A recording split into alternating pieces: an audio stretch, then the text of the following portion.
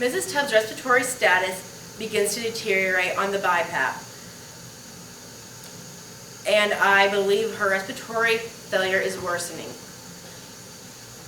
Her most recent ABG shows her pH is at 7.28, a PaCO2 of 99, a bicarb of 45, a PaO2 of 34. Her pH has become more acidotic than her last gas value. She's retaining more carbon dioxide and breathing more rapidly and shallow. Her bicarb has increased to compensate for the respiratory acidosis, and her oxygen has decreased because she is not breathing efficiently enough for oxygenation and ventilation to occur.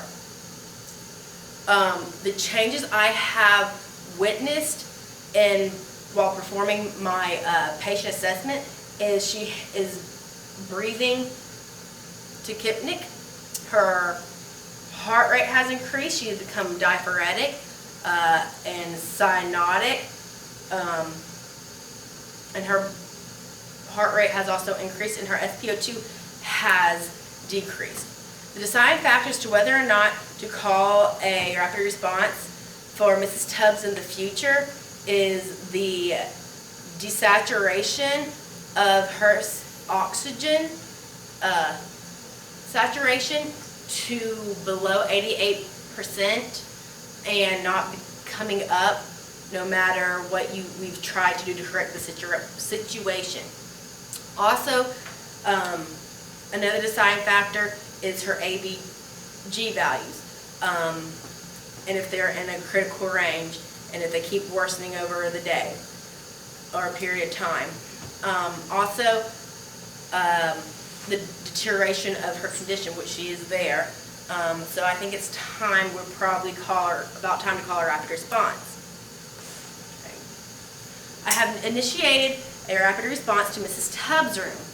While waiting for the rapid response team to appear, I have already wheeled in the crash cart for just in case we need it outside her door, right outside her room. This red car is a crash cart.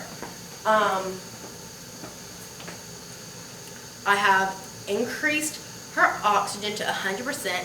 I have increased her IPAP, and I'm also to 20 centimeters of water pressure in hopes to get her oxygenation and ventilation back to where they need to be at. And I'm also going to make sure her AMBU bag is working properly, just in case we need it. Okay, my bag's full. And her AMBU bag is working correctly.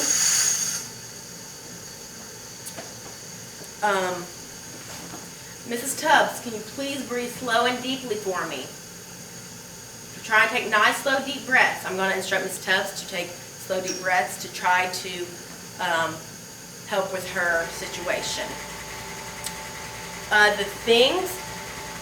The things I need to make sure I have in my crash cart are, I need to make sure I have some stylets for the ET tubes, which I do. I have quite a few in this crash cart. I need to make sure I have my handles and my blades for intubation if we need to intubate. I need to make sure I have a variety of different sizes. I need to make sure I have a Miller, which is a straight one.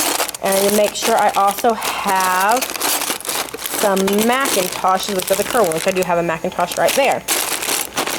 I also need to make sure I have something to secure the ET tube to my patient's face if we need to intubate, which I do. I have plenty of things to secure the ET tube to my patient, the ET tube holder. I also forgot to mention that I have some batteries in here in case the light on the ET tube does not work, or not the ET tube, the handle and the blade of the laryngoscopes. I also need to make sure that in my crash cart, I have a variety of sizes of ET tubes, which this one you can see I have plenty. For Mrs. Tubbs, we're probably going to use about a size 7. So I need to make sure that we have a size 6 for sure in this, which this one's a 6, and a size 8. And there is my size, well, I know I have a size 8 in here. Ah, there it is. There's my size 8 ET tube. I also need to make sure that I have